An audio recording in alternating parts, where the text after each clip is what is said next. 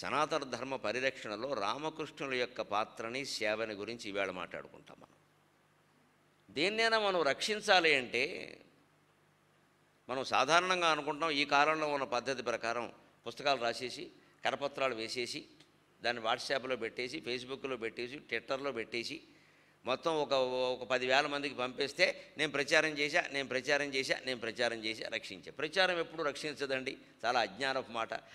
ధర్మాన్ని కానీ దేన్నైనా సరే రక్షించేది కేవలం ఆచరణ మాత్రమే, ప్రచారం కాదు. ఆచరణ వల్ల ధర్మం రక్షించబడుతుంది. ఆచారమూలో ధర్మక అన్నారు భారతంలో చెబుతాడు ధర్మరాజు స్వయంగా. ఆచారమూలో ధర్మక అంటాడు. ధర్మం ఎందుకు నిలబడుతుంది? ఆచారం అంటే ఆచార సంప్రదాయాల్లో ఆచారం కాదు. నువ్వు ముగ్గులెట్టు తిన దీపం పెడితే తిన ధర్మం నిలబడినట్టు కాదు అక్కడ. అది కాదు ఆచారం అన్నా తీసుకోడు. ఆచరణ చేయని ధర్మం దేనికి? ఎంత ధర్మం గురించి ఏం చెప్పుకుంటే ఏం ఉపయోగం? అందుకని యక్షప్రశ్నలో ధర్మరాజు మాటతో మనం మొదలుపెట్టుకుంటున్నాం. ధర్మయేవ హతోహంతి ధర్మో రక్షతి రక్షితః. ధర్మయేవ హతోహంతి ధర్మో రక్షతి రక్షితః. తస్మాత్ ధర్మం నత్యజామి మానో ధర్మో హతోవధీత్ అన్నాడు యక్షుడితో ధర్మరాజు. 123 ప్రశ్నలకి ఏ పుస్తకంలోనూ జవాబు దొరకని ప్రశ్నలకి సొంత బుద్ధితో జవాబు ఇచ్చావయ్యా. క్షణాల్లో చెప్పావయ్యా, కనీసం నిమిషం సమయం కూడా తీసుకోలేదు. పైగా చెప్పిన ప్రతి సమాధానము నన్ను ఆశ్చర్యపరిచింది. నాకే ఊహకందని జవాబులు చెప్పావు ధర్మరాజా. 123 ప్రశ్నలకు జవాబులు చెప్పావయ్యా, కానీ నీ దురదృష్టమో నా పరిమితో నాకు తెలియదు, కానీ నేను నీకు ఒక్క వరమే ఇవ్వగలను. నీ తమ్ముడిలో ఒక్కడినే బతికించగలను. అందుకని భీమ, అర్జున, నకుల, సహదేవుల్లో ఒక్కరిని కోరుకోవయ్యా అంటే ఒక్క క్షణం ఆలస్యం చేయకుండా ధర్మరాజు మరేమో ఆలోచించకుండా, ఎవరికో ఫోన్ చేయకుండా, ఆడియన్స్ హెల్ప్ తీసుకోకుండా, కౌన్ బనేగా కరోడుపతి అనకుండా, ఈ ఈ ప్రహసనాలు ఏమీ లేకుండా ఒక్క క్షణం ఆలస్యం చేయకుండా నకులస్సతు జీవతు అన్నాడు. ఆశ్చర్యపోయాడు యక్షుడు. ఏం మాట్లాడుతున్నావు? 10,000 ఏనుగుల బలం కలిగిన వాడు భీమసేనుడు. రాబోయేది భయంకరమైన యుద్ధం. ఇదేమో అరణ్యపర్వం చివరి రోజు. యక్షప్రశ్నల ఘట్టం ఎప్పుడు అంటే 12 సంవత్సరాల అరణ్యపర్వంలో ఇంకా యక్షప్రశ్నల తర్వాత జరిగిన ఘట్టాలు ఏం లేవు. ఇంకొక 3 నెలల్లో అరణ్యవాసం అయిపోయింది. అరణ్యవాసం ముగుస్తోంది. తర్వాత అజ్ఞాతవాసం, వెంటనే యుద్ధం వస్తుంది. ఇంకేం దుర్యోధనుడు ఏం పిలిచి రాజ్యం ఇస్తాడనుకుంటున్నావా? ఇవ్వడయ్యా, యుద్ధం ఖాయం. ఓ పక్క అర్జునుడేమో యుద్ధం ఖాయమని తెలిసి శ్రీకృష్ణుడి సలహా ప్రకారం స్వర్గానికి వెళ్ళి దేవేంద్రుడిని మెప్పించి దివ్యాయుధాలు పొందాడే, తపస్సు చేసి పాశుపతాన్ని పొందాడే, పరమేశ్వరుడు గురించి తపస్సు చేసి. ఇవన్నీ దేనికయ్యా? నకులుడి కోసమా?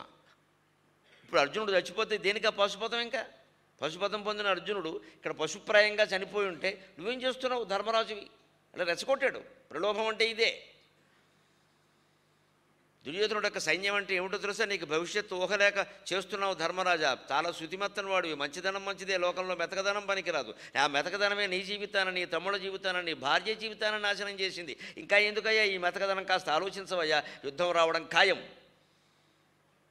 దుర్యోధనుడు లాంటి వాళ్ళని గెలవడం చాలా కష్టం.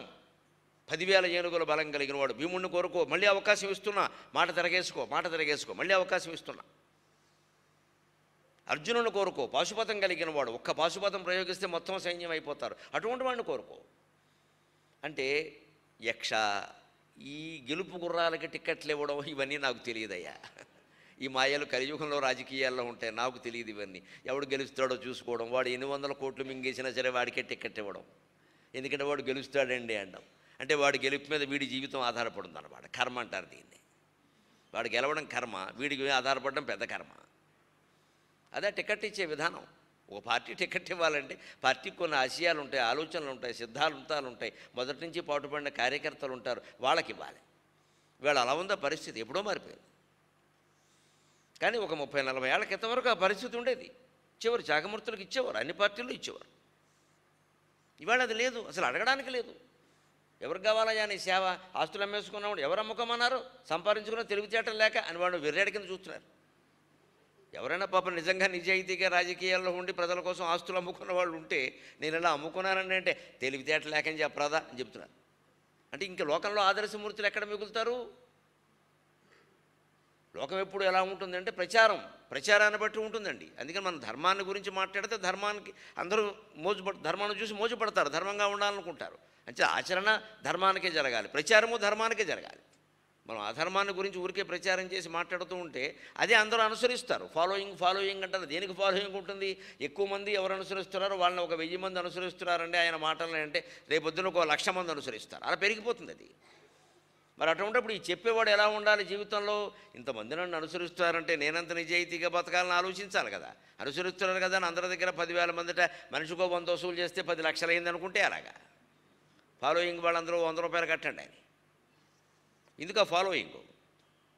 ఇంతమంది నన్ను అనుసరిస్తున్నారంటే నా జీవితాన్ని నేనంత తెరిచిన పుస్తకంలా ఉంచుకోవాలి, ఎంత అద్దంలా జీవితాన్ని గడపాలి అని ఆలోచన చేయాలి కదా. అప్పటి నుంచైనా పవిత్రంగా బతకాలని అనుకోవాలి కదా. ఎంతమంది అనుసరిస్తున్నారు, మనం గురువులా ఉన్నామంటే మన జీవితం ఎలా ఉండాలి అని అనుకోవాలి కదా. అలా లేని సమాజం ఏర్పడింది. వాళ్ళు ఎవరిని ఆదర్శంగా ఉంటే వాళ్ళు లోకుగా మాట్లాడుతున్నారు, చేత కాదండి అని. ఇంకెవరు ఉంటారు? అటువంటి స్థితిలో ధర్మరాజు నాకు ఈ రాజకీయాలు గెలుపు గుర్రాలు నాకు తెలియవయ్యా. మా నాన్నగారికి 2 భార్యలు, ఆయన ఇద్దరిని ఎందుకు చేసుకున్నాడో ఆయన అడుగు, నన్ను అడక్కు, నాకు సంబంధం లేదు. ఇది అలాగే ఉండేవారు. అది ఆయనకి సంబంధించిన విషయం అది. కానీ నేను ఇద్దరిని సమానంగానే చూడాలి కదా. మా అమ్మ అదే నేర్పింది మాకు. మా పినతల్లి మాద్రి ఇద్దరిని కుంతికి అప్పగించి ఆవిడ సహగమనం చేసింది. మా అమ్మ ఎప్పుడు మేము 5గురం అనే చెప్పింది, కానీ ఒరే 2 దాని పిల్లలు రాని ఎప్పుడూ చెప్పలేదు. మాకు అవి తెలియదు. మా అమ్మ చెప్పారు, మాకు తెలియదు. అది ఎప్పుడూ మాకు అన్నం పెడితే ముందు సహదేవుడికి పెట్టేది, చిన్నవాడు రానేది అంతే. ఇంక మాకు వేరే విషయాలు తెలియవు. కానీ తర్వాత నేను ఎదిగిన తర్వాతే మా నాన్నగారు పోయారు, నాకు విషయాలు తెలుసును కాబట్టి. ఆ 2 భార్యలు ఆయనకి, నాకు 2 తల్లులు, 3 కుంతి కుమారుల్లో పెద్దవాడిని నేను బతుకున్నాను కాబట్టి మాతృ కుమారుల్లో పెద్దవాడైన నకులుడు బతుకుంటే చాలు, నాకు ఇంతకంటే ఈక్వేషన్స్ నాకేం తెలియవని చెప్పాడు. ఇంత అమాయకంగా మాట్లాడాడు. అమాయకత్వం ఎందుకు అవుతుంది? ఇది ధర్మం. ఎందుకంటే యక్ష మహారాజా, నువ్వు చనిపోతావు, నేను చనిపోతాను, మా అమ్మ చనిపోతుంది, అందరూ చనిపోతారు. కానీ అందరికంటే ముందు మా మాద్రి చనిపోయింది కదా. ఆవిడ స్వర్గంలో ఉంది కదా. రేపొద్దున మా అమ్మ చనిపోతుంది కదా, స్వర్గానికి ఎడుతుంది కదా. నేను భీముణ్ణో అర్జునున్నో కోరుకుంటే మా అమ్మ తలదించుకోదా? నా గురించి తలదించుకోవాల్సిన పరిస్థితి రథ నీ కొడుకునే కోరుకున్నాడమ్మా. నా కొడుకులు అన్యాయం అయిపోయారు, నేను బతుకుంటే అసలు మా నకులుండే మీద ధర్మరాజు ముందు నీళ్ళకి పంపాడు, నీకెందుకురా వెళ్ళొద్దని చెప్పేవాడిని. 20 లీటర్ల వాటర్ క్యాన్ రమ్మని చెప్పేవాడిని. మరి నీళ్ళ కోసం వెళ్ళబట్టే కదా ఈ గొడవంతా జరిగింది. ధర్మరాజుకి దాహం అయితే నీవు ఎందుకురా వెళ్ళడం, నా పిల్లాన్ని నేను ఒళ్ళో పెట్టుకునేదాన్ని, పాలిచ్చి పెంచుకునేదాన్ని. నా పిల్లాన్ని అన్యాయంగా పంపారు, ముందు బలైపోయాడు వాడు. కోరుకునేటప్పుడేమో అర్జునుడు కోరుకుంటాడా, బలి చేసేటప్పుడేమో ముందు నా కొడుకు కనపడతాడా? నువ్వు ఇలాగే పెంచావా పిల్లల్ని అని మా అమ్మనంటే, మా అమ్మ స్వర్గంలో తలదించుకోదా నా గురించి? నా తల్లి నా గురించి ఈ లోకంలోనైనా ఏ లోకంలోనైనా తల ఎత్తుకుని బతకాలి, కానీ తల దించడానికి బతకడం వీల్లేదన్నాడండి. అది ధర్మం. ధర్మరక్షణ అంటే అర్థం, ధర్మాన్ని రక్షించడం అంటే ఆచరించడం. ఆచరించిన తర్వాత ప్రచారం కావాలంటే ఆచరిస్తే ఆయన ఎందుకంటే ప్రచారం ఇప్పుడు మేము చేయట్లేదు ధర్మరాజు గురించి. ధర్మరాజుకి ఏమన్నా నాకు ఏమైనా మేనత్త కొడుక బావమరిదా? నేను ఎందుకు చేస్తున్నాను? ధర్మం గురించే కదా, ధర్మం గురించే కదా. లేకపోతే ఎందుకు చెబుతాం? మాకు అటువంటి ధార్మిక సంఘటనలు లేకపోతే మేము చెప్పడానికి ఏమున్నాయి కనుక. ఏమండి రావణాసురుడు ఏమన్నా అమాయకుడు అండి, తెలియదండి? అంతమంది చెప్పినా కూడా సీతాదేవిని ఇవ్వలేదు. దుర్యోధనుడు అంతకంటే విచిత్రం అండి, గెలవలేమని తెలుసు. అవతార పురుషుడు కృష్ణుడు ఉన్నాడని తెలుసు. పైగా అర్ధరాజ్యం కాదు, 5 ఊళ్ళు అడిగారు, 5 ఊళ్ళు ఇచ్చేయచ్చు కదండి. దుర్యోధనుడు మరీ ఇంత అమాయకంగా ఎందుకు వ్యవహరించాడండి? నన్ను అవధానంలో అప్రస్తుత ప్రసంగంలో అడిగారు. ఇలాంటి ప్రశ్నలు అడుగుతారు, అడదట్టమైన ప్రశ్నలు. నేను వెంటనే చెప్పాను, దుర్యోధనుడు 5 ఊళ్ళు ఇచ్చేసి ఉంటే మేము చెప్పడానికి ప్రవచనాలు ఏమున్నాయని చెప్పాను. వాడు ఇచ్చుంటే రామాయణం లేదు, భారతం లేదు, ఏం చెప్పమంటావు? నీ కథ నా కథ చెప్పాలి. ఇంకా అంచేది వాళ్ళు మీ దృష్టిలో చెడ్డవాళ్ళు కావచ్చు, అయినా మాకింత అన్నం పెట్టింది వాళ్ళే. వాడు బుద్ధులు ఏమైనా కానీ వాళ్ళు పోతే పోయారు, మేము బతుకున్నాం వాళ్ళ వల్ల. చెప్పడానికి ధార్మికమైన ఉదాహరణ లేకపోతే ఏం చెబుతామండి? ఎక్కడి నుంచి చెప్పాలి? ఆ ఉదాహరణ ఆచరణ ద్వారా వస్తుందా, ప్రచారం ద్వారా వస్తుందా ఆలోచించండి. ఇవాళ ఊరికే సంస్థలు పెట్టేసేసి, భవనాలు కట్టేసేసి, ప్రచారాలు చేసేసి విపరీతంగాను ఆ ప్రభుత్వం ద్వారానేమో రకరకాల భూములన్నీ కొట్టేసి మొత్తం అన్ని సంస్థలు పెట్టేసేసి, మా గురువుగారు వచ్చారు ధ్యానం చేస్తారు, విగ్రహాలు తీసేయండి, ఏ విగ్రహాలు అక్కర్లేదు, మొత్తం అంతా కూర్చోండి, ముక్కు మూసుకోండి, మూతి మూసుకోండి, ప్రాణం పోతుంది, శని వదిలిపోతుంది. మేము 3 రోజుల్లో నేర్పేస్తాం. ఏంటి నేర్పేది? 3 రోజులు ఆయాసమా నీరసమా? అంత తేలికే ధ్యానం. దీంట్లో చెబుతున్నది ఏమిటంటే విగ్రహాలు తీసేయమంటారండి. రాముడు అక్కర్లేదు, కృష్ణుడు అక్కర్లేదు, అమ్మవారు అక్కర్లేదు, ఈ గురువుగారి విగ్రహం మాత్రం ఉండాలండి. ఆయన ఫోటో ఉంటుందండి అక్కడ. మరి అదెందుకు? ఇన్ని విగ్రహాలు అక్కర్లేనప్పుడు గురువు ఫోటో దేనికండి? గోవిందుడు పనికి మాలినవాడు అయ్యాడా? ఈ గురువింద కింద గొప్పవాడు అయ్యాడు ఇక్కడ. ఈ గురువు ఆయన గురించి చెప్పబట్టే కదా ఇలా మొదలైంది. ఈవేళ కూడా వ్యాపారం జరుగుతోంది. ప్రభుత్వాలు కూడా వీళ్ళకి బానిసలు అవుతాయి. 100 ఎకరాల భూములు ఇచ్చేస్తారు పట్టుకెళ్ళి. ధర్మం ఆచరణ ద్వారా నిలబడుతుందా, ప్రచారం ద్వారా నిలబడుతుందా? అధీతి బోధ ఆచరణ ప్రచారణై అంటాడు మహానుభావుడు శ్రీహర్షుడు నైషధం కావ్యంలో. నలమహారాజు 14 విద్యలు ఎలా నేర్చుకున్నాడు అంటే 4 పద్ధతుల్లో, 4 స్టెప్స్, 4 మెట్లలో నేర్చుకున్నట్టు. 1 అధీతి, 2 బోధ, 3 ఆచరణ, 4 ప్రచారం. అధీతి అంటే ముందు పుస్తకం చదివాడు. చదవకుండా వస్తాయా? ఏం చెప్పాలన్నా ఏం చేయాలన్నా వాక్చాతుర్యం ఉంటే కొంతమంది బాగా మాట్లాడచ్చు. పుస్తకం చదవాలా వద్దా? ఏం మాట్లాడితే మాత్రం ఏం లేకుండా గాలిలో మాట్లాడతారా? ఏమీ లేకుండా మాట్లాడలేం కదా. ఒక అబ్బాయి ఇంకో అబ్బాయితో అన్నట్టు బడిలో చదువుకుంటూను మా నాన్నగారు చాలా గొప్ప వక్త, ఏ విషయం మీదైనా సరే 2 గంటలు అనర్గళంగా మాట్లాడతారు అన్నట్టు. వీడన్నట్టు మరి వీళ్ళ నాన్న గురించి కూడా వీడితో చెప్పుకోవాలి కదా. చెప్పుకోకపోతే లోకువైపోవడం. మా నాన్నగారు అంతకంటే గొప్ప వక్త, ఏ విషయం లేకుండానే 2 గంటలు మాట్లాడతారు అన్నట్టు.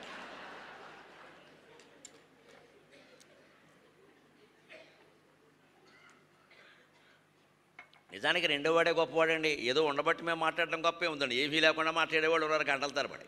మగవాళ్ళ కాదు, స్త్రీలింగాల్లోనే ఉన్నారు చాలామంది. మహిళల్లో అమ్మో కూర్చున్నారంటే 3 గంటలు మొత్తం లవకుశే. అందులో లవకుశలో 2 ఇంటర్వెల్స్ ఉంటాయి. ఇందులో ఇంటర్వెల్ కూడా ఉండదు. ఇప్పుడు ఇంకా ఫోన్లు రాబట్టి బతికం, లేకపోతే ఇంకా పెత్తనాలు పెట్టి కూర్చున్నారంటే అంతే, ఆ ఇల్లు కూలిపోవలసిందే. ఉండి మాకు ఆశ్చర్యంగా ఉండేది. మా చిన్నతనంలో చూసి ఇంతసేపు నుంచుని ఎలా మాట్లాడుతున్నారు, ఓపిక కాళ్ళల్లో. నమస్తే. ఆ కబుర్లు అంటే ఎంత ఆసక్తో. ఏముందంటే ఏముంది, మామూలే, వడ్ల గింజలో బియ్యపు గింజ, చివరికి అది వడ్ల గింజలో బియ్యపు గింజ అయిపోయింది. ఇది 3 గంటలు వడ్ల గింజే.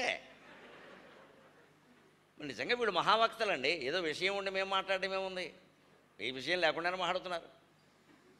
అంటే ముందు విషయం ఉండాలి. అధీతి బోధ, దాన్ని అవగాహన చేసుకోవాలి. చదవడం వేరు, అవగాహన వేరండి. వాళ్ళు విద్యార్థులు దెబ్బతింటున్నది ఎక్కడేనమ్మా, బలవంతంగా ధారణ చేస్తున్నారు. లేదు, పరీక్షల రోజులు వాళ్ళ ఒత్తిడిని తగ్గిస్తామని ఎలా చదవాలి, ఏది ముందు చదవాలి, తెల్లారకట్ట చదవాలి, మధ్యాహ్నం చదవాలి, ఏవి పనికిమాలిన మాటలు ఇవన్నీ కూడా. నువ్వు ఎప్పుడు చదివినా రాదు, ఎందుకంటే వాడికి అర్థం కాలేదు విషయం.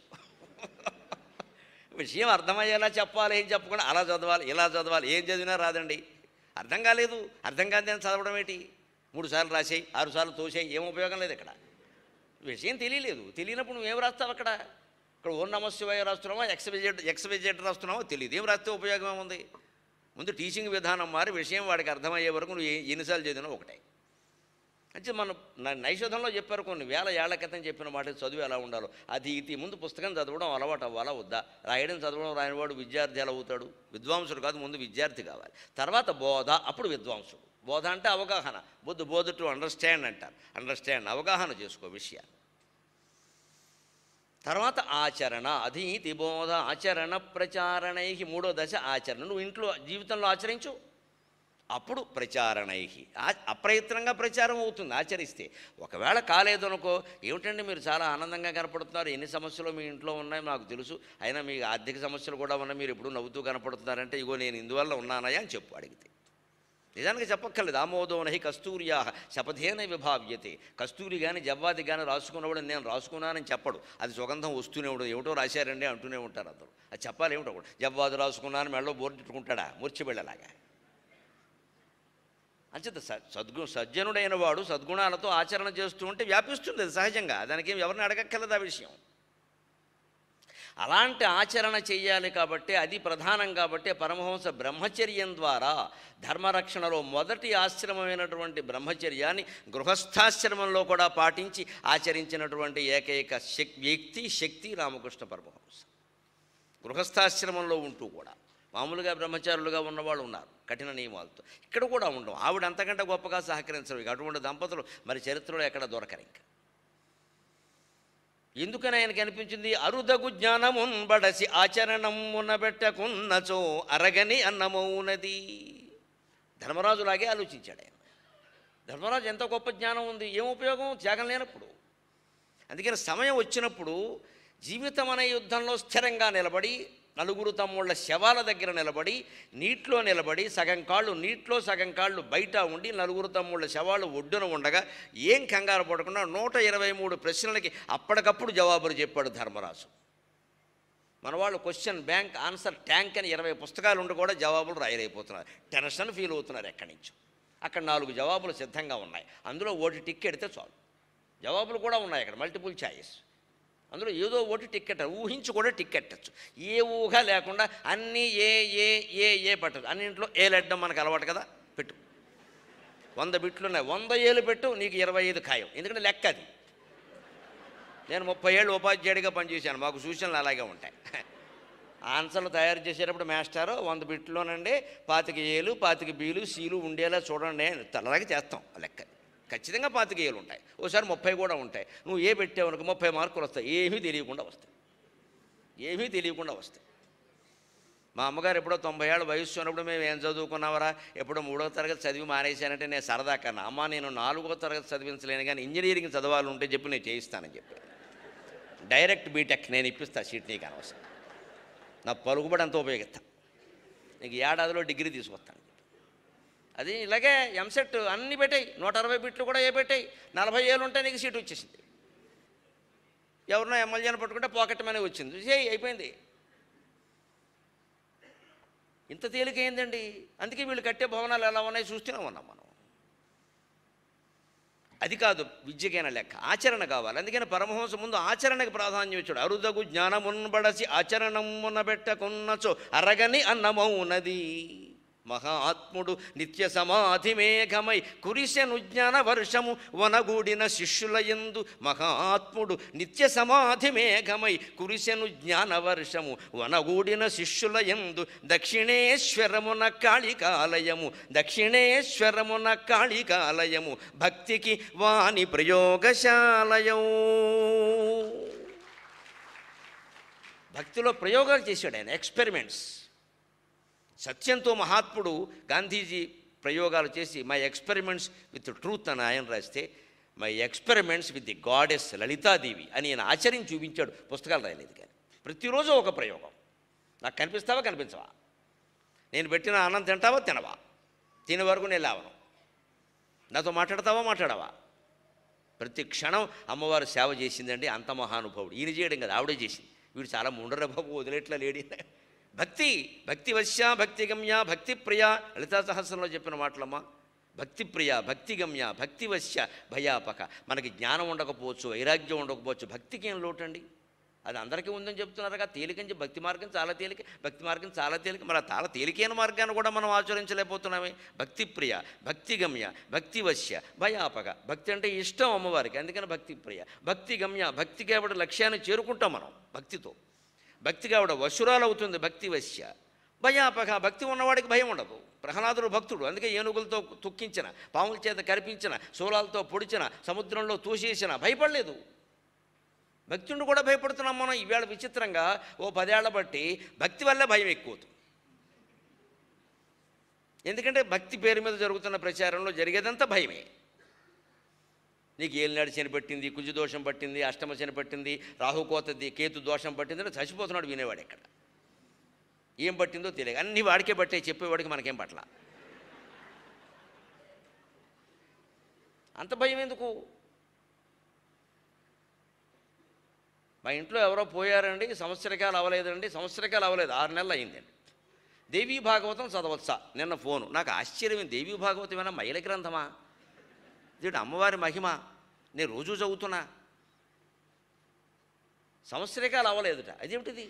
సంవత్సరకాలు అవ్వకపోతే చదవడానికే టికెట్ తీసుకుంటుంది అమ్మవారు వచ్చి. మైల్లో ఉండగా చదివేమని. మైలంత ఘోరమా? మనుషులు ఎవరో పోరా? మనకి నమ్మకాలు ఇలా వచ్చేయండి. ఇంకో ప్రశ్న ఆశ్చర్యపోయాను నేను, అందరికీ ఉపయోగపడేది కాబట్టి చెబుతున్నా. మేము గయ పెడుతున్నామండి, అక్కడ గయలో 10 రోజులు ఉండాల్సిన పని కూడా ఉందండి. విష్ణు పురాణం పట్టుకెడుతున్నామండి, గయలో చదవచ్చయ్యా. దాని పేరే పాదగయ. విష్ణుమూర్తి గయాసురుడిని చంపిందే విష్ణువు. గయాసురుడు విష్ణువు యొక్క అంశ. నిజం చెప్పాలంటే చాలా గొప్ప భక్తుడు ఆయన అసురుడు కాదు, గొప్ప భక్తుడు. అక్కడ అతని పాదాల దగ్గరే మనం అక్కడ పిండం పెడతాం. విష్ణుమూర్తి అది స్వయంగా. గయ అంటే విష్ణుమూర్తి క్షేత్రం, శివక్షేత్రం కాదు, విష్ణు క్షేత్రం. అక్కడ చదవాల్సింది విష్ణు పురాణం. హాయిగా చదవచ్చు అంటే ఏమోనండి అందరూ భయపెట్టేస్తున్నారని, శ్రద్ధాలు పెట్టే చోట చదవకూడదని ఇవన్నీ పెట్టేశారు. అంటే మనిషి పోయినప్పుడు చేసేటువంటి అపరకర్మలు ఎలా అయిపోయాయంటే మన విపరీతంగా భయపడుతున్నాయి. ఇవి మన ఇంట్లో జరగడం కాదు, ఎవరింటోనన్నా జరిగితే మనం హాజరైతే మన ఇంట్లో ఏదో జరిగిపోతుందేమో. ఈ మధ్యన మా పిల్ల పెళ్లి చేసాం, అందుకని మేము వాళ్ళ ఇంటికి వెళ్ళాం. అదేమిటమ్మా? శుభకార్యానికి పిలిచినా మనం వెళ్ళకపోయినా తప్పు లేదండి. మన బంధువుల్లో ఏదైనా దుర్వార్త వచ్చింది అంటే మనంతా మనం వెళ్ళి ఓదార్చాలి. మన కనీస బాధ్యత అది, మానవత్వం అంటారు దానికి పిలవడం ఏమిటి? పెళ్ళికి రావాల్సిన పని లేదేమో, వెళితే పెడతాను లేత లేదు మన వీళ్ళని బట్టి. ఏదైనా అనుకోంది జరిగితే ఖచ్చితంగా వెళ్ళాలని, లేకపోతే బంధుత్వానికి అర్థం లేదు. ఇంకా తగ్గిన వాళ్ళు మనం కూడా ఓదార్చకపోతే ఎవరు ఓదారుస్తారు వాళ్ళని? దానికి శంకల. పెళ్ళికేమో మేము వద్దామనుకున్నాం, పిలవలేదు, ఎందుకు పోజుకోవడానిక? బాగా చెప్పనే లేదు. ఏం చెప్పేది నీకు? అవసరం లేదు, చెప్పలేదు, ఊరుకోరాదా? తెలంగాణ భాషలో అయితే సప్పుడుసే కూర్చోరాదా అంటారు. అంతే, కూర్చో మాట్లాడక. పిలవకపోతే ఏమైంది నీకు? పిలవం, అవసరమైన వాళ్ళే పిలుస్తాం. ఎవరిని పిలవాలో మాకు తెలుసు.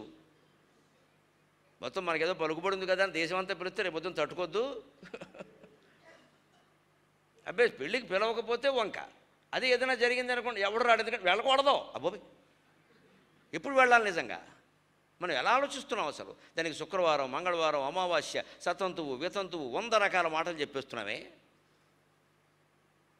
ఏదైనా శుభం జరిగి వాళ్ళు ఏదైనా బాగుంటే శుభంగా మమ్మల్ని పిలవలేదు, మాకు చెప్పలేదు, మాకు పార్టీ ఇవ్వలేదని అడుగుతున్నారు. పార్టీ కోసం అని ఏడుపంతా. నేను అక్కర్లేదు, నీకు నేను ఇచ్చే పార్టీ కావాలి. ఇది ధర్మాన్ని ఆచరిస్తున్నామో మనం ప్రచారం చేస్తున్నాం. భక్తి పేరు మీద భయాలు ఎక్కువవుతున్నాయి. ఆయన ఏ భయము లేకుండా ఆలయంలో కూర్చొని దక్షిణేశ్వరం అన్న కాళికాలయము భక్తికి వాని ప్రయోగశాలయు ఆయన ప్రయోగాలు చేశాడు. నిజంగా అమ్మవారికి నైవేద్యం పెడితే తింటుందన్నారు. ఎందుకు తిందో? కూర్చుంటా, తినకపోతే నేను తిన్నాను అని కూర్చున్నాడు. ఆయన తిందే, ఆయన కోసం తింది. బసవపురాణంలో బోళ్ళు కథలు ఉన్నాయి. ఇప్పుడే కాదండి, బెజమహాదేవి పెడితే శివుడు తిన్నాడు. గొడగూచి పెడితే శివుడు పాలు, అక్కడ పెడితే శివుడు పాలు తాగాడు. మనకంత పట్టుదల లేదు. మనం ముందే సిద్ధాంతాలు చెప్పేస్తాం. ఇక్కడ అసలు మనకి మన జీవితం మీద ఉండే వాంఛల కోసం భగవంతుడిని ఆశ్రయిస్తున్నాం తప్ప ఆయన గురించి కాదు మన భక్తి. ఆయన కనపడాలని కానీ, ఆయన తినాలని, ఆయన ఉండాలని, అది ఏది కాదు. మనకేదో చెయ్యాలి ఆయన. ఈ జీవితంలో మనకేమైనా చిన్న చిన్న కోరికలు తీరకపోయినా పెద్ద పెద్ద ఉపవాసాలు చేసి, నానా గొడవ చేసి ఎదుటి వాళ్ళని బెదిరించేస్తాం. ఎమోషనల్ బ్లాక్మెయిలింగ్ అంటారు. భావోద్వేగాలతో బెదిరించేస్తాం మనం. ఇక్కడ అన్నం తిన్నాం, నీళ్లు తాగను అంటుంది. దీనికి భగవంతుడు కూడా లొంగాలని. పోనీ నిజంగా లొంగ తీసుకో. ఆయన ప్రయోగాలు చేశాడు, ప్రతి ప్రయోగం సఫలమైంది, ఏది విఫలం కాల. ఎందుకని? నిర్మలమైన భక్తి కారణంగా. అమ్మవారు ఎప్పుడు మాట తప్పదండి. భక్తి ప్రియ, భక్తి గమ్య, భక్తి వశ్య అని నేను మాట ఇచ్చానయ్యా, అందుకని నేను లొంగాను, తప్పే ఉంది. భయాపక. భక్తి మార్గంలో ఉన్నవాడికి భయం ఉండదు అసలు. ఏ శంకలు మీ మనస్సులో ఉన్నా సరే, అంతో ఎంతో శాస్త్రాలు చదివిన వ్యక్తిగా, మీరు నమ్మిన వ్యక్తిగా, రామకృష్ణ పరమహంస పాదాల సాక్షిగా చెబుతున్నానమ్మా, ఏ శంకలు మీ మనస్సులో ఉన్నా సరే, మీ ఇష్టమైన భగవన్నామాన్ని జపిస్తూ ఆ పని చేయండి. నిశ్శంకగా ఉంటుంది జీవితం, సమస్య లేదు. భగవన్నామం అంత గొప్పది. మీరు ఇల్లు కట్టుకున్నారు, ఈశాన్యమే బావి తవ్వల, ఈ ఇచ్చిన వాడిని ఎత్తిమీ తవ్వండి, పర్లేదు. ఆగ్నేయం పెట్టలా, వంటశాల హాల్లో పెట్టారు, వంటశాల పెట్టండి, పర్లేదు. పెట్టేటప్పుడు నమశివాయ, రోజు ఓసారి నమశివాయ, అగ్గిపల్లి గీసేటప్పుడు నమశివాయ, ఏమి కాదు, గీయండి. ఏమైనా జరిగితే నాది పూచి, నేను గ్యారంటీ ఇస్తాను. ఏ వాస్తు వాళ్ళు ఏమైనా గ్యారంటీ ఇస్తాను. భగవన్నామాన్ని జపిస్తూ చేసిన పూజ ఎప్పుడూ వ్యర్థం కాదు. నువ్వు ఎలా ఉన్నా సరే అది విజయవంతం అవుతుంది. ఈ బోడి నమ్మకాలు ఏమిటండి? ఈశాన్యం, ఆగ్నేయం, వీళ్ళు ఎవరు? వీళ్ళ బతుకులు ఎంతండి? అసలు ఈశాన్యానికి అధిపతి, వాయవ్యానికి అధిపతి అగ్నేయ ఎవరండి? వీళ్ళు ఎవరండి? వీళ్ళంతా ఎవరు? దేవదేవేశ దైత్యేశయ క్షేషభూతేశవార ఈశకేనాశ వాయువగ్నికోటి రమాణిక్య సంహృష్ట బాలాతపోద్దామలాక్షారసారుణ్య తారుణ్య లక్ష్మీ గృహీతాంఘ్రి పద్మద్వయే అద్వయే. శ్యామలాదండకంలో చెబుతాడు కాళిదాసు. ఈ దిక్పాలకులోని 8 మంది పెద్ద మనుషులు just they are watchmen, gate కీపర్లు. వీళ్ళక మనం భయపడి చచ్చేది ఈ అగ్నికి వాయువుకి. కాసేపు వేస్తారు, కాసేపు మానేస్తారు. వీళ్ళక మనం భయపడేది. వీళ్ళందరూ ఎక్కడుంటారంటే దేవేశ ఇంద్రుడు, దైత్యేశ నిరుతి, భూతేశ యక్షేశ కుబేరుడు, భూతేశ ఈశాన్యానికి అధిపతి రుద్రుడు, వారీశ వరుణుడు పశ్చిమానికి అధిపతి, కీనాశ దక్షిణానికి అధిపతి యముడు, వాయువు అగ్ని, వాయువు వాయవ్యానికి అధిపతి, అగ్ని ఆగ్నేయానికి అధిపతి. వీళ్ళందరూ ఎక్కడుంటారంటే వాయువు అగ్ని కోటీర మాణిక్య సంఘృష్ట బాలాతపోద్దామలాక్షారసారుణ్య తారుణ్య లక్ష్మీ గృహీత అంఘ్రి పద్మద్వయే. మేరు పర్వతం మీద మణిద్వీపంలో అమ్మవారు కూర్చొని ఉంటే ఈ 8 మంది దిక్పాలకులు వచ్చి వాళ్ళ కిరీటాల మాణిక్య కాంతులతో ఆవిడ కాలి గోళ్ళు ప్రకాశించే విధంగా అక్కడ పడి ఆవిడ కరుణా కటాక్షం కోసం ఏడుస్తూ ఉంటారమ్మా. వీళ్ళ స్థాయి అది. వీళ్ళక మనం భయపడి చచ్చేది. వీళ్ళ స్థాయి ఇది. మనం పట్టుకోవలసింది ఆవిడ్ని. మనకి ఎండీ గారిని పట్టుకోవడం చేతకాక నౌకర్ని పట్టుకుని ఎడుతున్నాం ఇక్కడ. వీడికి భయపడి చచ్చిపోతూ వీళ్ళు లోపలికి వెళ్ళనివ్వడమో, వీళ్ళు లోపలికి వెళ్ళనివ్వడం. ఎండీ గారిని పట్టుకుంటే మేనేజింగ్ డైరెక్టర్ని వీడెవడండి, వాడిని తీసి పారేస్తాడు ఉద్యోగంలో వచ్చి. అసలు మనకి దేవతల్లో ఏమిటి, అఖిలాండ కోటి బ్రహ్మాండ నాయకురాలు కదా రామకృష్ణ పరమహంస ఆశ్రయించినటువంటి కాళికాదేవి. ఆవిడని నమ్ముకున్నాక మళ్ళీ ఈ కాళీ గ్యాంగ్ ఎవరండి ఇక్కడ? కాళికాదేవిని నమ్ముకున్నాక ఆవిడ నియమిస్తే కదా వీళ్ళందరూ ఆ దిక్పతులుగా ఉన్నది. బ్రహ్మ విష్ణు మహేశ్వరుల చేత ఆవిడ నిర్మాణం ప్రకారం ఉన్నారు, ఆవిడ నియమం ప్రకారం ఉన్నారు. ఆవిడని ఆశ్రయించామను నగదీదిత సంచలన నమజ్జన తమో గుణ. ఖాళీ గోళ్ల కాంతులు మన మీద ప్రకాశిస్తే చాలు సమస్త తమో గుణాలు పోతాయంటే ఓ పక్క ఆవిడ్ని ఆరాధిస్తూ ఉంటాం, లలితా సహస్రం పారాయణ చేస్తూ ఉంటాం. ఈ ఈశాన్యంలో పొయ్యట్టం ఏమన్నా అవుతుంది అంటారా? ఏం అవదమ్మా, నువ్వు నీ మొగుడు తిన్నగా ఉంటే అన్నీ బాగానే ఉంటాయి. మీ వల్ల ఏమన్నా అవుతుంది, ఈశాన్యం వల్ల ఏం కాదు. మనం నోరు మూసుకోకుండా అస్తమానం వాగుతూ ఉంటే ఏదో ఒకటి అవుతుంది, నోరు మూసుకుంటే అన్నీ బాగానే ఉంటాయి. ఈశాన్యంలో పొయ్యి వల్ల ఏమైపోదాం. దాన్ని బట్టి మన జీవితాలు ఉండవండి. ఆశ్చర్యపోయిగా అపార్ట్మెంట్ కల్చర్ వచ్చాక వాస్తు ఏమిటండి అర్థం లేనమాట. ఇల్లు మీద ఇల్లు కట్టేశారా ఏకంగా, దీనికి వాస్తు. ఆ శాస్త్రం పుట్టినప్పుడు వాస్తు ఏమిటంటే ఎకరం ముందు ఎకరం దొడ్డి ఎకరం ఇల్లు ఉన్న రోజుల్లో పుట్టింది. ఇప్పుడు ఎకరం ఎక్కడుందండి, ఎకరమే లేదా, ఎకరమా? ఇప్పుడు ఆ భయాలు పెట్టుకుంటున్నాం మనం. ఎందుకని భక్తి మీద మనం ఏం ప్రయోగాలు చేయట్లేదు, అనవసరంగా భయం పెట్టుకుంటున్నాం. ఆయన ప్రయోగాలు చేశాడు. అరుదగు జ్ఞానమును బడిసి ఆచరణమున పెట్టకునొచ్చు. అంత గొప్ప జ్ఞానం మనకున్నప్పుడు దాన్ని ఆచరణలో పెట్టకపోతే అరగని అన్నము అనేది మొత్తం తిన్న అన్నం అరక్కపోతే లోపల కడుపులో బెడ్డముక్కలా ఉండిపోతే అలా కడుపు నొప్పిలో ఉంటుందో, జ్ఞానం ఆచరించకపోయినా అంతేనమ్మా. మేము పడుతున్న క్షోభ మాకు తెలుసు. మేము ఇన్ని బోధిస్తూ ఉంటామా, ఇంటికి వెళ్ళిన తర్వాత ఏదైనా ఒక విషయాన్ని పరిష్కరించాల్సి వచ్చిన ఆలోచన వచ్చిన వెంటనే ఈ జ్ఞానాన్ని ఆచరణలో పెడితే ఉన్నప్పుడు ఉన్నంత ప్రశాంతి అండి ఎప్పుడూ లేదు. నేను అనుభవమే చెబుతున్నాను. అమ్మాయ మనం చెప్పాం అదే చేశాం కదా, ఏమైనా ఉంటే అమ్మవారు చూసుకుంటుంది, మనకే నిలబెట్టి అడిగేస్తాం. నువ్వు చెప్పినట్టు చేశాను కదా, నేనేం చెప్పానో సభలో అదే చేశా, నాకు అన్యాయం జరిగితే ఎవరిది పూచి, అమ్మవారిది పూచి. అంత ధైర్యం వస్తుంది. నేను ఏం చెప్పానో అది చేశానమ్మా, అయితే ఏం చేయమంటావు, రేపటి నుంచి మోసం చేయమంటావు నన్ను, చెప్పింది చేయకుండా, లేకపోతే చెయ్యింది చెప్పమంటావా అని అడిగేస్తాం శుభ్రంగా. అంత ధైర్యం ఎక్కడి నుంచి వస్తుంది? భక్తిలో నిజాయితీ ఉంటే వస్తుంది. నేను చెప్పిందే చేశాను కదా, మరి ఇలా ఎందుకైంది? వెంటనే అమ్మవారు బాధ్యత వహిస్తుంది. మీకు చెప్తే బడాయిగా ఉంటుందండి. నేను అలా అమ్మవారిని ప్రశ్నించిన రోజున 24 గంటల్లో సమస్య సరైపోయింది. వివరాలు చెప్పను నేను, బడాయి కాదు ఇది, ప్రత్యక్ష సాక్ష్యం. చేయనిది చెప్పజాలను చేయను దాచుటయునైనా చేసిన దాని. నాలో అమాయకత్వం మంచో చెడ్డో నాకు తెలియదుగా నాకు లక్షణం ఉంది. నేను చెయ్యని పని నేను చెప్పను, చేసింది చెప్పకుండా ఉండలేను అని చెప్పేయడమే మొత్తం. చేయనిది చెప్పజాలను చేయను దాచుటయునైనా చేసిన దాని. ఈయది విశుద్ధ చిత్తమా మాయని అవివేక గుణమా మాత చెప్పుమా అని మా పడగదిలో ఉన్న చెక్క బొమ్మ అమ్మవారి ముందు నేను ఏడిచానమ్మా. నాకు 24 గంటల్లో సమస్య పరిష్కారం. నువ్వు చేసింది రైట్, మొత్తం ప్రపంచం తిప్పుతున్నా నీ కోసం, నువ్వు చేసింది రైట్.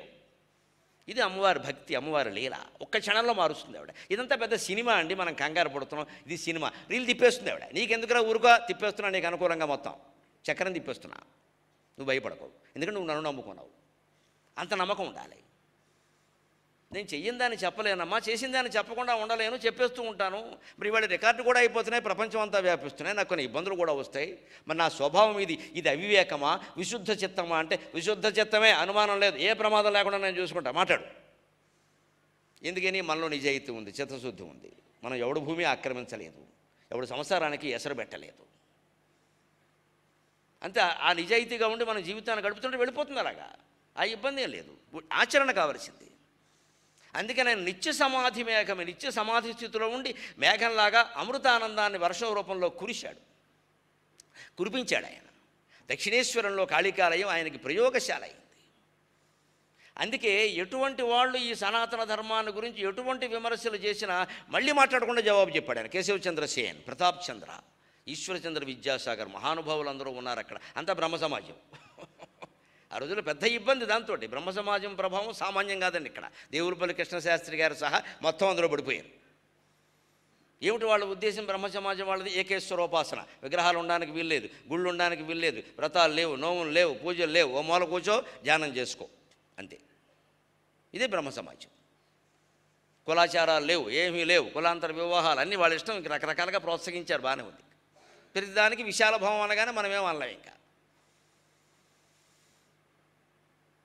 ఆ మొత్తాన్ని ఎలా ఎదుర్కొన్నాడంటే మహానుభావుడు ధర్మ పరిరక్షణ కోసమే ఆయన కేశవచంద్రసేన వచ్చి, మీరు చెబుతున్నది విచిత్రంగా ఉంది, మీరు కాళికాలయంలో ఉంటారు, మీరు పూజలు చేస్తారు, అమ్మవారు మీకు ప్రత్యక్షమైంది అంటారు, మీరు ఏదో చెబుతున్నారు, ఇవన్నీ భక్తులు కూడా నామస్మరణ చేయమంటారు, నామస్మరణ వల్ల ఏమిటవుతుంది అంటూ రకరకాలుగా మాట్లాడుతూ ఉంటే ఆయన, ఇంతకీ మీ బ్రహ్మ సమాజం వాళ్ళు చెప్పేది ఏమిటని అడిగాడు ఆయన. మాదంతా ఏకేశ్వరోపాసన అండి, ఇంతమంది దేవుళ్ళు ఉండరండి, రాముడు, కృష్ణుడు, అమ్మవారు, వినాయకుడు, అయ్యప్ప స్వామి అంటూ ఇంతమంది ఉండరండి, మాది ఏకేశ్వరోపాసన అంటే రామకృష్ణ పరమహంస పెళ్ళుమని పేలు చెప్పండి జవాబు. నీది ఏకతారా సంగీతం, మాది మొత్తం సంగీత కచేరీ, వెళ్ళరమని చెప్పాడు ఆయన. నీది క్లిక్ అవుతుందో మాది క్లిక్ అవుతుందో చూద్దాం, వేదిక మీద కూర్చోమన్నాడు ఆయన. అది సవాలు. ఏకతార సంగీతం డో ఏడో ఏడో ఎంతసేపు ఒకటే ఏడుపు ఇక్కడ. అదే ఓ పక్క మృదంగం, ఓ పక్క వాయులీనం, ఓ పక్క గాత్రం, ఓ పక్క శృతి, ఇంకో పక్క ఏమో ఏదో మోరసింగ్ అంటారు, ఇక్కడ డింగడింగ్ డింగడింగ్ అంటూ ఉంటాడు. ఇలాగ 5-6 వాయిద్యాలు ఉంటే మనం చూస్తూ ఉంటాం, ఎందుకంటే ఒకటి కాకపోతే ఒకటైనా బాగుంటుంది, ఒకటి కాకపోతే ఒకటైనా బాగుంటుంది. హోటల్లో 16 కూరలు ఎందుకు వేస్తాడు? ఏదో తింటాం కాబట్టి. ఇంట్లో వండుతామంటే 16 ఉండమంటే వెళ్ళరా అని చెప్తారు. ఇక్కడ ఏదో ఒకటి కాకపోతే ఒకటే పెళ్ళికి వెళ్తామండి, పెళ్ళిలో ఏం చేస్తారు? బొత్తిగా ఒకటే చేయరు కదా, 2 కూరలు చేస్తారు, ఓ ఎప్పుడు చేస్తారు, 2 పచ్చళ్ళు చేస్తారు, ఏదో చేస్తారు. ఎందుకని? అందరికీ రకరకాలుగా ఉంటే మరి అందరూ తినాలి కదా, ఏవో 4 రకాలు లేకపోతే ఏం తింటారు? అందుకని హిందూ ధర్మంలో మన ఋషులు బిగించిన మేకి ఏమిటయ్యా అంటే, ఒకడికి ఒక స్త్రీకో ఒక పురుషుడికో కృష్ణుడు ఇష్టం అవుతాడు, ఒకరికి రాముడు ఇష్టం అవుతాడు. ఆ రూపం చూస్తే వాళ్ళకి ఏదో ఒక మాయ, వెబ్బే నాకు కృష్ణుడు నచ్చినట్టుగా ఇంకెవరూ నచ్చదో అంటుంది ఒక ఆవిడ. ఇంకొక ఆవిడ నాకు రామచంద్రమూర్తేనండి అంటుంది. మా పెళ్లి చూపుల్లో మా ఆవిడ అడిగిందండి, బహిరంగ విషయం చెబుతాను, నాకని చెప్పడం అలవాటు కదా, నీకు ఏ దేవుడు ఇష్టమని అడిగాను నేను. నా మతం అదే కదా, నీకు దేవుడు, నాకు రాముడు ఇష్టమైంది, మనకు అర్థమైపోయింది వ్యవహారం అంతా. ఇంకా ఆ విషయంలో తేడా రాదు, నీకు ఈవేళ ప్రమాణం చేస్తున్నాను అన్నాను, హాయిగా ఉన్నాను. చాలా లౌక్యంగా మాట్లాడింది వెళ్ళాలి. తర్వాత తెలిసింది ఆవిడకి నాకు వెంకటేశ్వరం ఇష్టమని. ఎందుకంటే నేను తిరుపతి షూటింగ్కి వెళ్ళినప్పుడల్లా నేను వస్తా. ఏమిటంటే నాకు వెంకటేశ్వరం అంటే ఇష్టం. మరి పెళ్ళిలో వెళ్ళాలని చెప్పండి, మీరు తిన్నగా ఉంటారని చెప్పింది. ఇక్కడ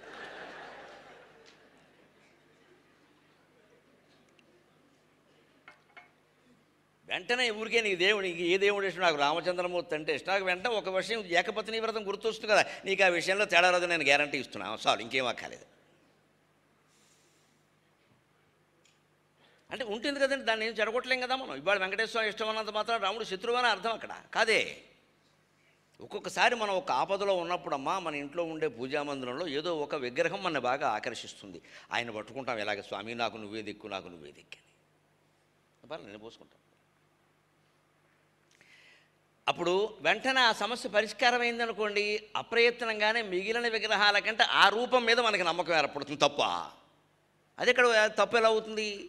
భగవంతుడు ఆ రూపంలో మీరు బాగా ఆశ్రయించారు, మీ సంకల్పమే నెరవేరుతుంది. భగవంతుడికి సంకల్పాలు ఏముండవు, జీవుడికి సంకల్పాలు ఉంటాయి, దేవుడికి సంకల్పాలు ఉండవు. దైవ సంకల్పం అనేది మన ఊరికే భారీగా అనుకునే పెద్ద మాట తప్పితే నిజానికి అది నిజం కాదు. దైవానికి సంకల్పాలు ఉండవు, జీవుడికే సంకల్పాలు ఉంటాయి. సంకల్పమే కోరికగా మారుతుంది, కోరికే పట్టుదలగా మారుతుంది. అది తీరకపోతే క్రోధం, అది నాకే తీరాలి అనుకోవడం లోభం, అది తీరకపోతే నేను బతకలేను అనుకోవడం మోహం, అది తీరింది అని గర్వించడం మదం, అది నాకు కాకుండా ఇంకొకరికి తీరింది అనుకోవడం మాత్సర్యం. మొత్తం అరిషడ్వర్గానికి మూలం కామం, కోరికే మూలం. మనకు దైవ సాక్షాత్కారానికి కూడా కోరికే మూలం. కోరిక లేని వాడికి సాక్షాత్కారం కూడా జరగదు. ఇక కోరిక లేనప్పుడు ఎలా జరుగుతుంది? ఆ కోరిక పట్టుదలగా మారుతుంది. ఇది గమనించే మన ఋషులు ఏం చేశారు? ఈ మొత్తం సంగీత కచేరీ ఏర్పాటు చేశారు. ఇందులో నీకు మన సంగీత కచేరీ జరుగుతూ ఉంటే చూడండి, ఒక్కోసారి పాట ఆపేసి మధ్యలో వాడికి అవకాశం ఇస్తాడు. ఆయన మృదంగం వాయిస్తూ ఉంటాడు 10 నిమిషాలు, ఇంకా ఆయనదే మొత్తం. అది ఆయన ఒక్కడే ఉంటాడు. ఇంకా అది ఇష్టమైన వాళ్ళు ఇది బాగుంది, ఇంకోసారి ఆయనకు అవకాశం ఇస్తే బాగుంది అంటే మనకి అది నచ్చదు. ఏమిటి ఇందులో ఏముంది, ఆయన పాడుతుంటే బాగుంది, నీకు అది నచ్చింది, ఆయనకి ఇది నచ్చింది, ఏం చేయమంటావు? లోకోభిన్న రుచి. ఇది మన హిందూ ధర్మం యొక్క గొప్పతనం, సనాతన ధర్మం గొప్పతనం. నీకు రాముడు ఇష్టమైతే రాముడు, కృష్ణుడు ఇష్టమైతే కృష్ణుడు, లేదు ఇరువురు ఏకమైనటువంటి రామకృష్ణ పరమహంస ఇష్టమైతే ఇక చెప్పక్కర్లేదు. ఇంకా 2 పేర్లు ఉన్నాయి, అందులో 2 తత్వాలు ఉన్నాయి. మీ ఇష్టం అండి, దానికేం మీరు కొత్త దేవుడిని కూడా పుట్టించుకోవచ్చు, అవకాశం ఉంది. పుట్టినే ఉన్నారు, పుట్టిన 10 ఏళ్ల క్రితం లేని దేవుళ్ళు అందరూ వాడు వస్తున్నారు, ఇంకా ముందు వస్తారు. కులానికో దేవుడు పుడుతున్నాడు, ఉంది అవకాశం మన దగ్గర ఉంది. ఎందుకంటే ఇది మొత్తం సంగీత కచేరీ, ఇక్కడ మొత్తం 16 వాయిద్యాలు ఉంటాయి, ఇది పెద్ద ఆర్కెస్ట్రా. ఇది అందుకే ఈ మతానికి తిరుగులేదు, ఈ ధర్మానికి తిరుగులేదు. ఎందుకంటే కొంతమంది కాకపోతే కొంతమందికైనా నచ్చుతుంది. ఈ ఏకతార సంగీతం పెట్టామనుకో, ఆ తంబురా ఇష్టం లేనివాడు విసిరేసి వెళ్ళిపోతాడు. అంచేత ఏకేశ్వరోపాసన అనేది పెద్ద గొప్ప సిద్ధాంతమేగా, దాని గురించి అంత చెప్పక్కల. మన ధర్మంలో నడుస్తున్నటువంటి ఆరాధన బహుళ ఆరాధనా విధానమే సరైనటువంటి విధానం. మనం వినాయక చవితికి 9 రోజులు ఆరాధన చేస్తాం, దసరా రాగానే 10 రోజులు చేస్తాం. వాళ్ళ అమ్మగారు కదా, ఇంకో రోజు ఎక్కువ. తర్వాత మళ్ళీ శివుడు రాగానే కార్తీక మాసంలో మరి మా ఆవిడకి చేశారు, మా అబ్బాయికి చేశారు, నా సంగతి ఏమిటంటే కోప్పడకాయ బాబు నువ్వు 3వ కన్నా తెరిస్తే ప్రమాదం, నీకు నెలంతా చేస్తామని కాకబట్టేస్తాం కార్తీక మాసం మొత్తం. తర్వాత వెంటనే వాళ్ళ మేనమామ వస్తాడు. రాజకీయాల్లో పార్టీలు ఉన్నప్పుడు మాతో మాత్రం ఉండవా? శివ పార్టీ కేశవ పార్టీ 2 ఉన్నాయి, మరి మా సంగతి ఏమిటంటే నీకు మార్గశిర మాత్రం ధనుర్మాసం మొత్తం నీదేనయ్యా అంటాం. ఈ 4 వరుసగా వస్తున్నాయి గమనించండి. భాద్రపదం, ఆశ్వీజం, కార్తీకం, మార్గశిరం వరుసగా ఎందుకు వస్తున్నాయండి? వరుసగా దేవతారాధన ఎందుకు మారిందండి? ఇదే బహుళ దేవతారాధన లక్ష్యం. మనుషుల మనస్సుకు అనుగుణంగా ఋషులు రచన చేశారు. అదే సనాతన ధర్మ పరిరక్షణ. అందుకే అటువంటి జవాబు పెళ్ళుమని చెప్పాడు.